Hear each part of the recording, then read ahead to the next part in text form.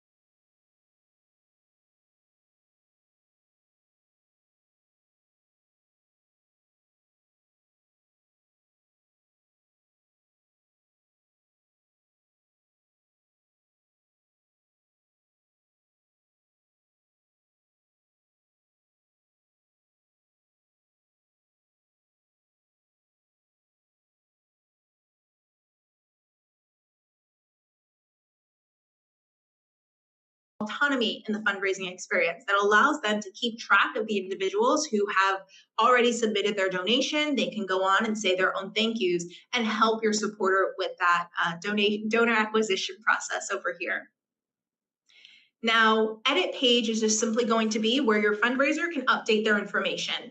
Maybe they don't want their last name to appear. Maybe they want to increase their fundraising goal over here. They can surely go on and do so. They can also build out their own story section, and they have their own set of tools over here.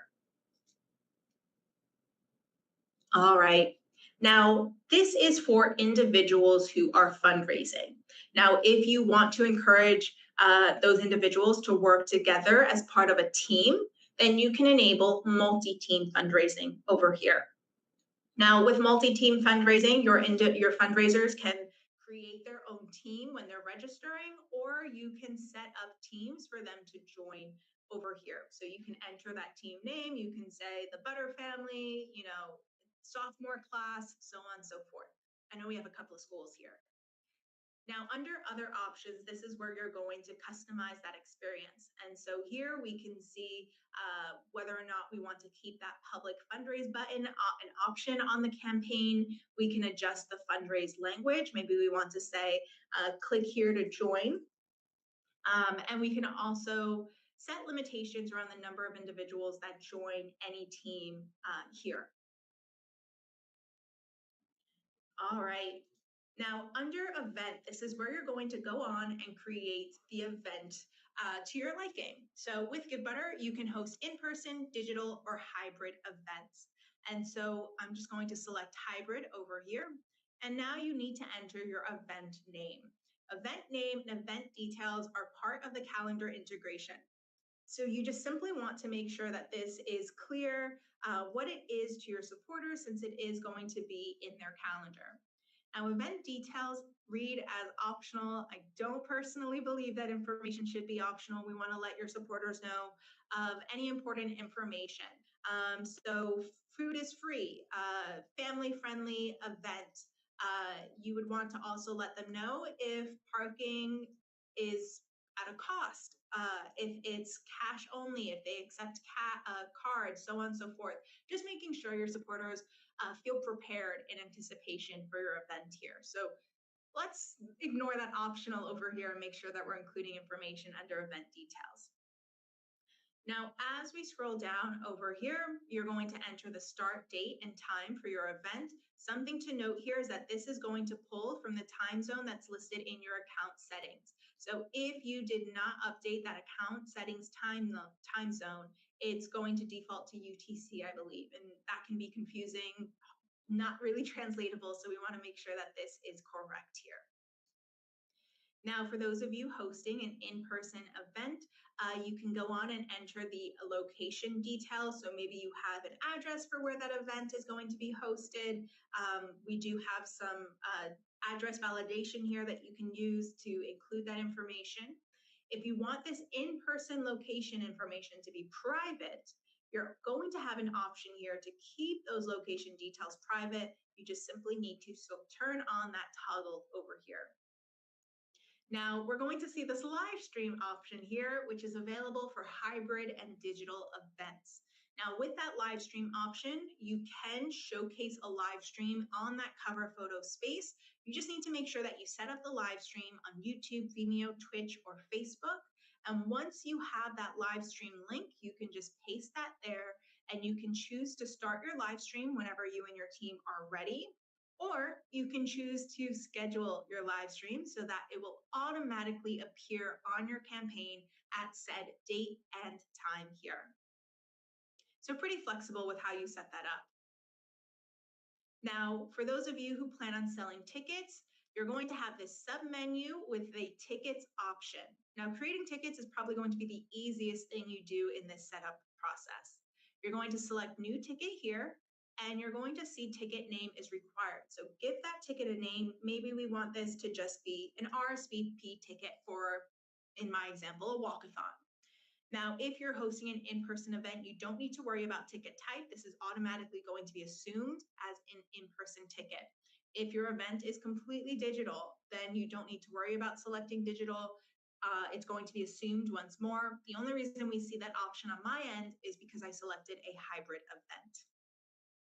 Now you're going to have this description space. While the description is not required, I think it's really important to include any additional information for your supporters, especially for those of you who are hosting galas or big fundraising events that have tiered tickets. You want to make sure your supporter knows what comes included with those tiered tickets, as it could make a difference in their decision making there. Now, right down below, we're going to see price and quantity. You're going to determine the price for your ticket here, or you can leave that ticket as free. You're also going to determine the quantity for your ticket. Maybe for our RSVP, we want to offer only 100 tickets here, or you can choose to leave it as unlimited. You don't need to worry about this toggle. This is going to be the default, meaning once you create that ticket, it is automatically going to be available for purchase on your campaign. Now, if you're interested in collecting additional information from your ticket holders over here, you're going to select Add Custom Field and choose how you'd like to collect that information here.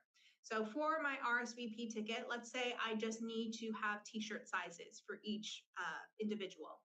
I can go on, select option over here. I have the option of a single or multi-select option here. And I can just say t-shirt size.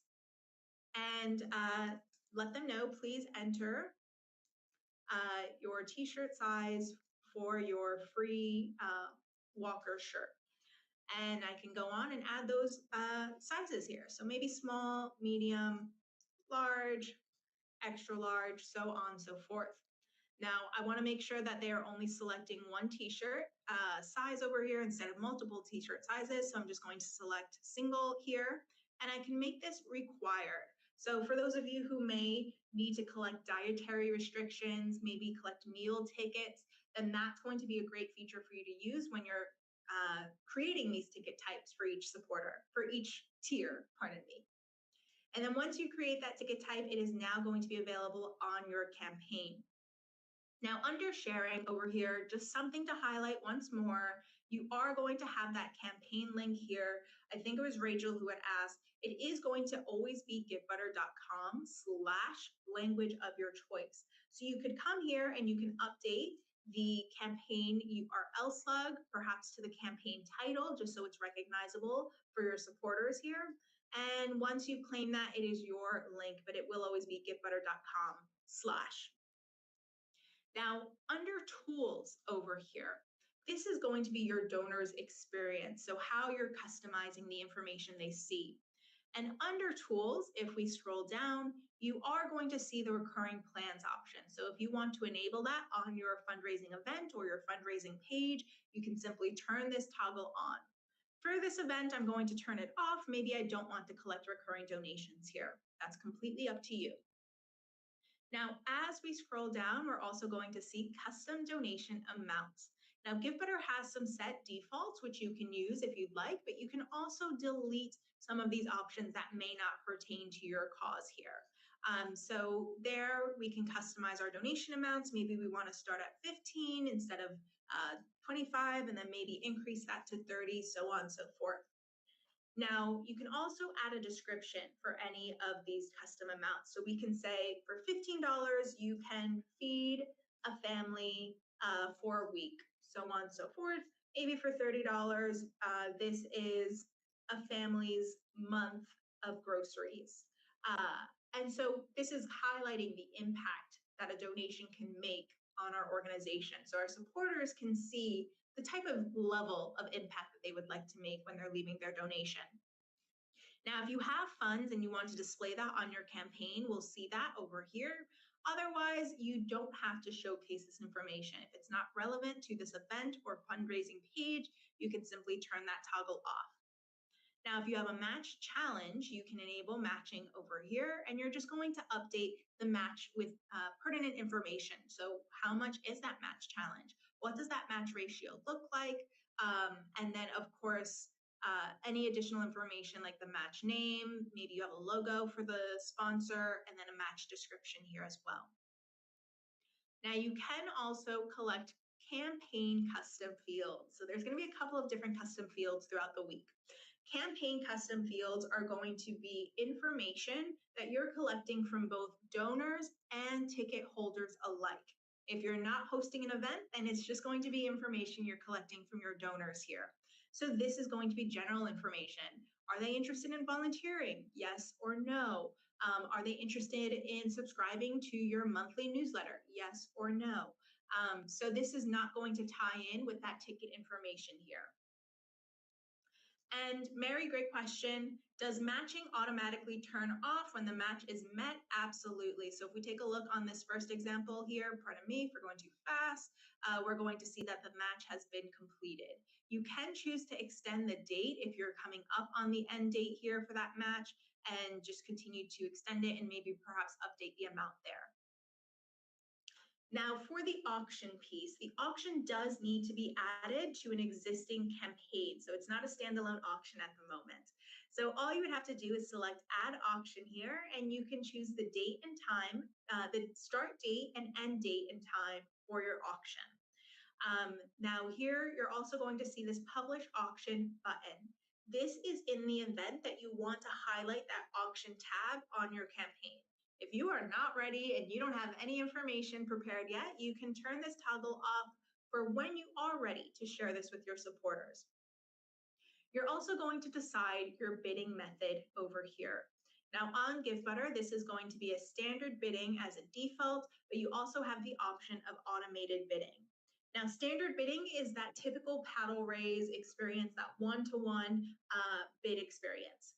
This is perfect for auctions that perhaps span a few hours, 3 hours, 4 hours, a time limit where your supporters know they have to be engaged. Now, automated bidding is typically what we think of when we think of those online auctions that perhaps span a few days. Think eBay here. So this is going to allow your supporter to place the maximum bid that they're willing to win that item, pay for that item for in that moment, and the system will continue to place bids on their behalf until that threshold has been met. Now, once an automated bid, a max bid has been met, then it's going to notify the bidder and they can come back and place another maximum bid. So like I said, perhaps for auctions that are a few days, auctions that are a few weeks here, where your supporters may not be engaged each day, each hour, but you still want to ensure that they are placing those bids here. Now, you are going to choose how you'd like to collect payment as well. Now, the auction is tied to a campaign, but auction has its own pricing structure. So invoicing over here is going to be similar to keeping Givebutter optional tips turned on, which means it is free for you to use. There is no platform fee associated. Now with invoicing, you have the option of sending an invoice when an item has been won or sending an invoice when the auction closes, so that end date and time. Now, if you want to auto charge your supporters, your winning bidders at the end of the auction, you will need to turn on this feature, and that's going to be the same as disabling tips. So your supporters are automatically going to be charged. They're not led to the payment portal where they have the option to leave a tip or not, which is why it does incur a platform fee. And the platform fee here for using auctions is going to be 5%.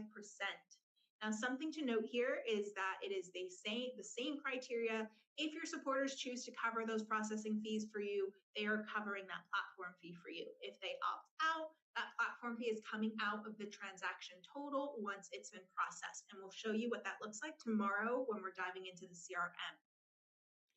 Last but not least, you're going to have a couple of registration details to consider.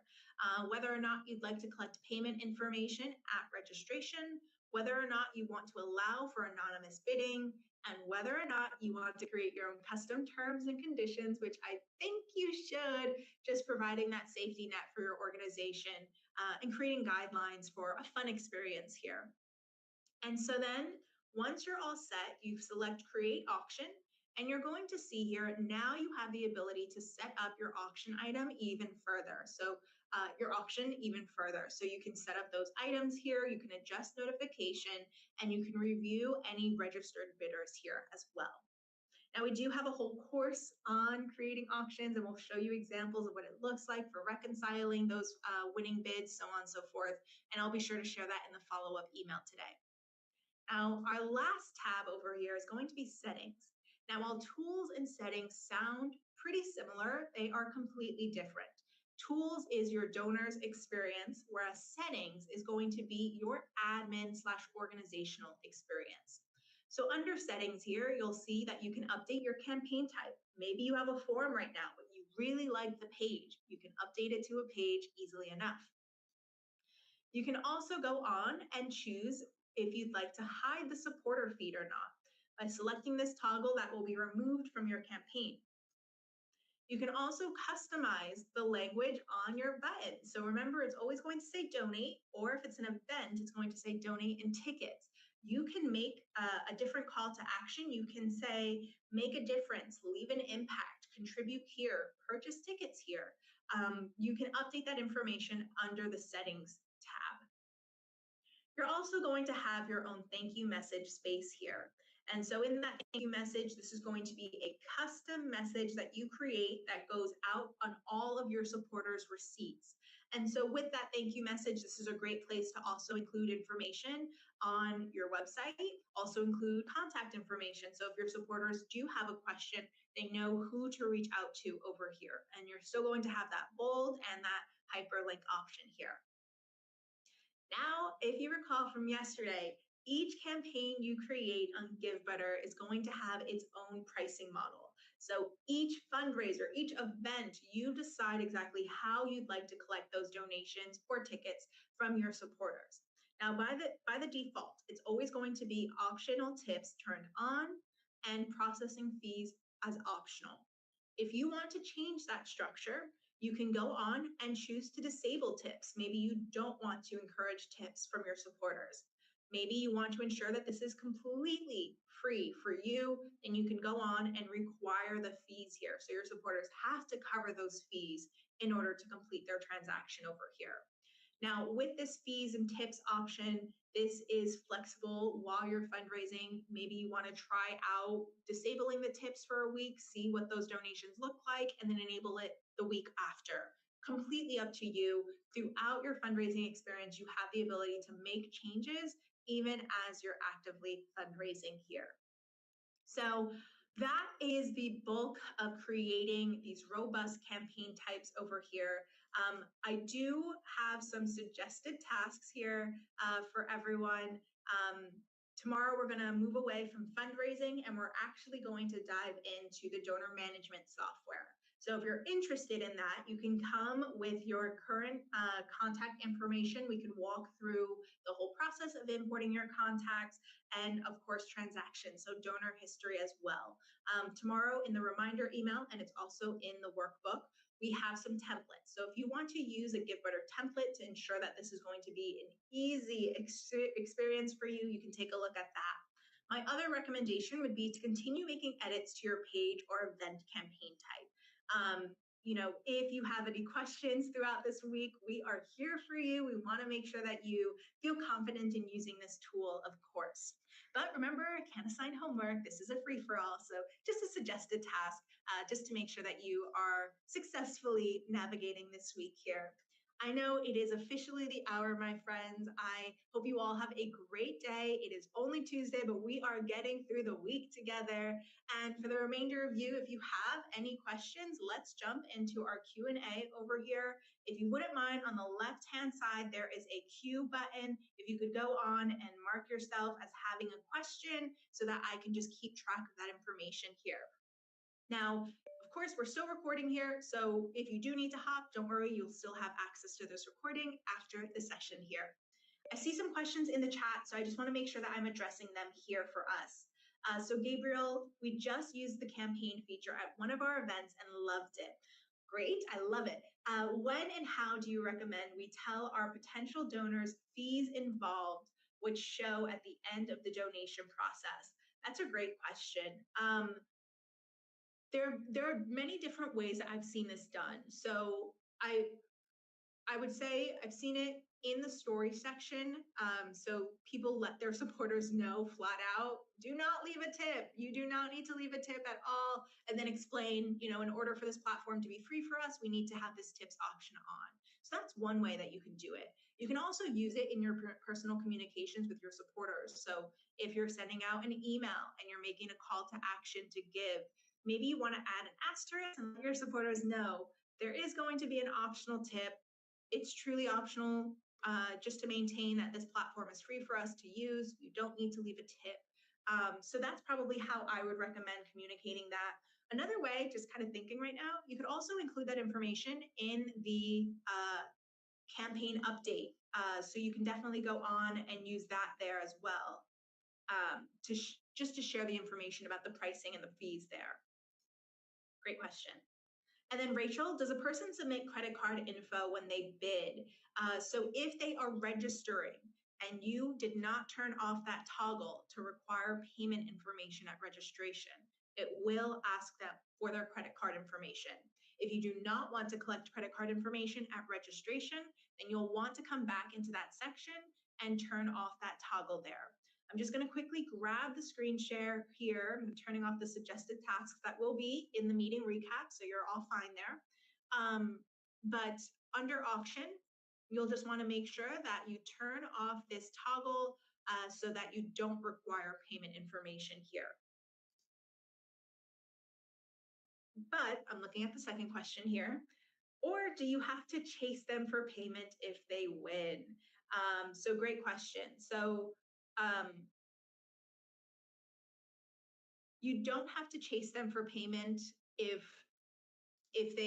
you've already required payment information at registration. They will need to go on into the payment portal and complete their winning bid. So review all of that information. But this one doesn't have any active winning bids here. But you will also have the option to manually charge your bidder as long as you collected that information at registration.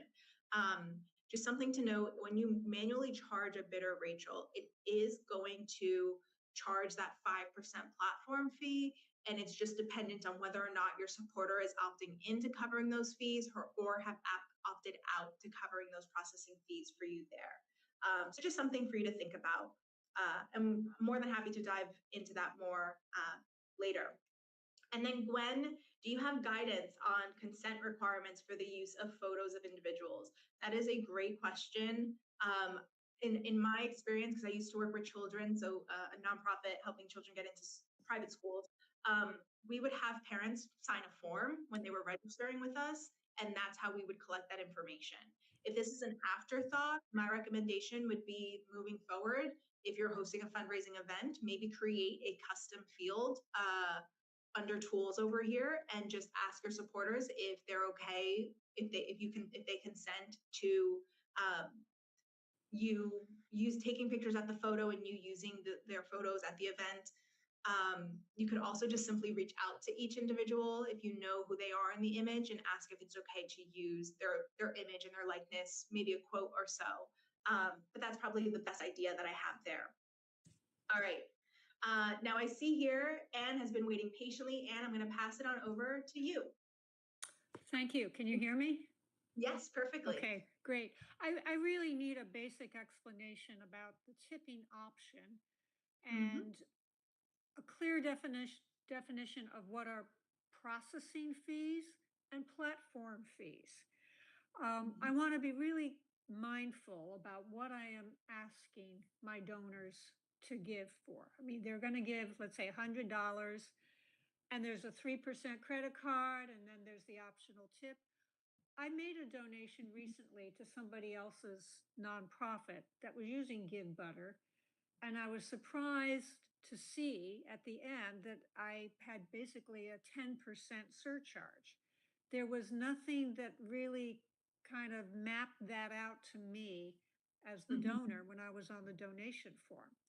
So I mean, I understand the rationale, but I need to like see a couple of examples, one with the tipping option turned on and one without.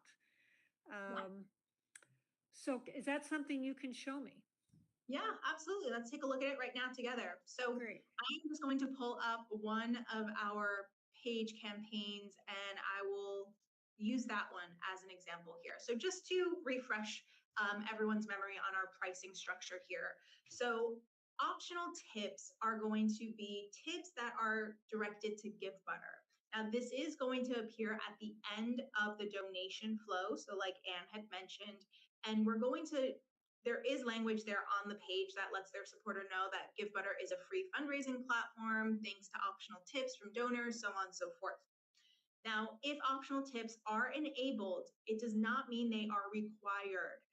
So this is just simply going to showcase on the campaign, but your supporters have the option to opt out of those optional tips. They don't need to leave a cent for Givebutter, and it is still free for you to use. So there are no platform fees for your organization as long as the option to tip Givebutter is showing on your campaign. Not that you're collecting, it's just showing.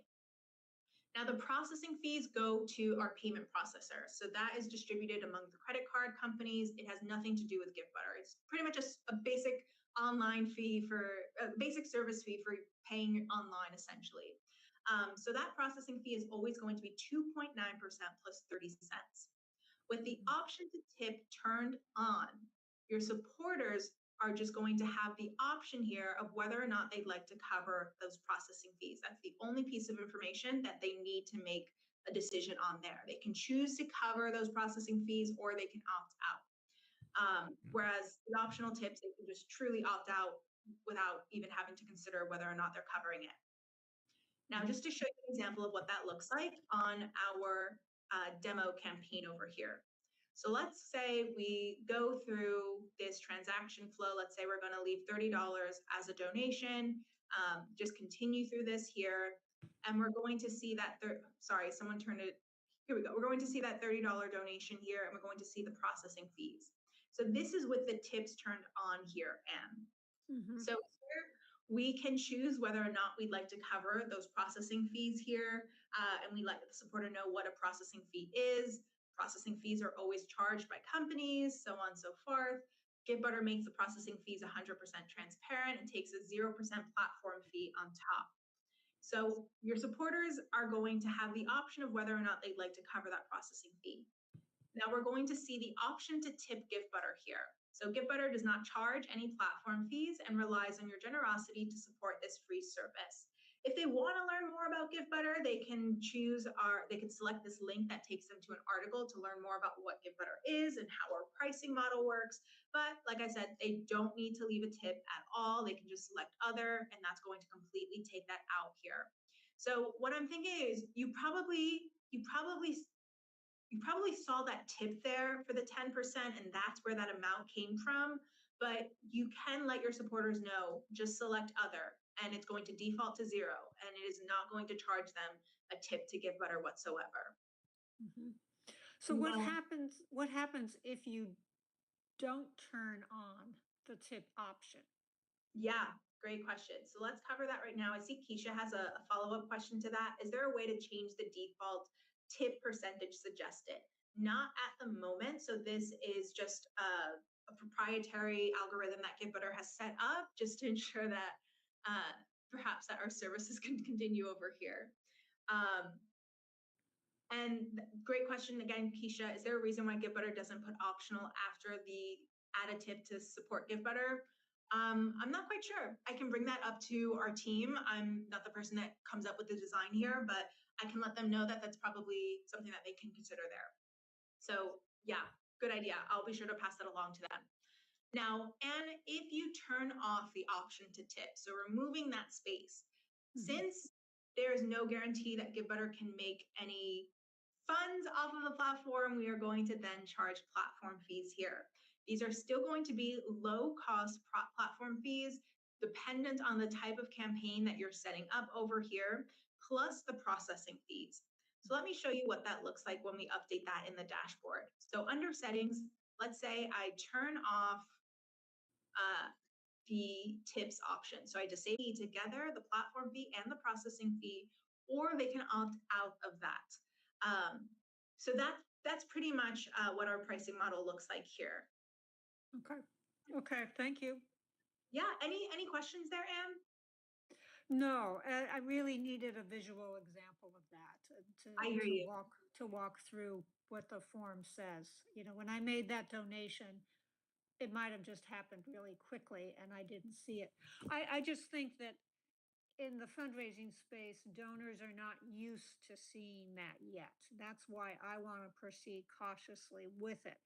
Donors have responded well to covering credit card processing fees, but now when you're adding a tip to the platform, Mm-hmm. um, you know, I want to proceed cautiously.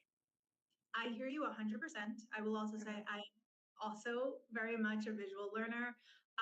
My recommendation, if you are experiencing any pushback from your donors about that tip, then disable the tips and just require the fees to ensure your supporters are covering that for you. They don't have an option to opt in or opt out.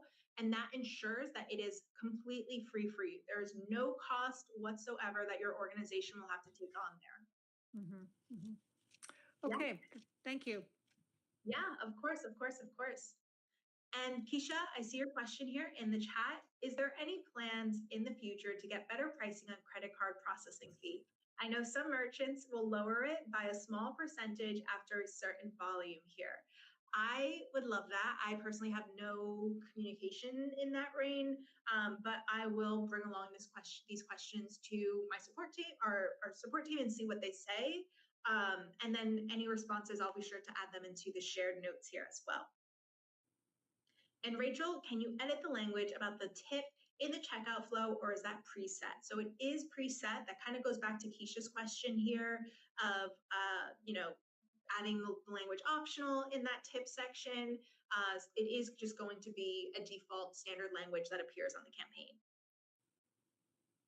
See you, Gabriel. Thanks for joining. Are there any other questions here? And I see Sammy's question in reference to covering the credit card fees for the event here. So Sammy, just to cover that information again here. So under the settings section, you're going to have that fees and tips here. So this is going to pertain to the campaign itself. So the donations and the ticketing here. So if you choose to require those fees over here, you can turn on that toggle there. And if your supporters purchase a ticket or leave a donation, they will need to cover that processing fee for you. Um, and or transactional fee, just depends on whether or not you disable the tips there. Now, unfortunately, you can't make the decision whether or not you are requiring fees for just the donation or just the ticket. It's going to be the campaign itself here. So the fees and tips that we just saw in the settings only impacts the fundraising experience, so the ticket sales and the donations. Now for the auction, that is going to be a completely different price structure. We don't have an auction on this example here. But that pricing structure that you see here under bidding and payments, that is going to refer directly only to the auction. Now, at the moment when your supporters register and when they're actively bidding, they will have their own settings section where they can go on and choose whether or not they'd like to cover those processing fees for you or not.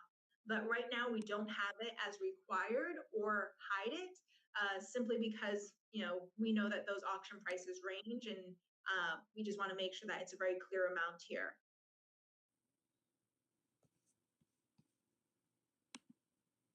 And Sammy, I'm not quite sure if I answered your question here. So just to confirm, that 5% can be covered by your supporter, and that's only going to be if you auto charge them. If you are just simply invoicing them, there's no platform fee. So there's no 5% over here. It would only be the 2.9% there.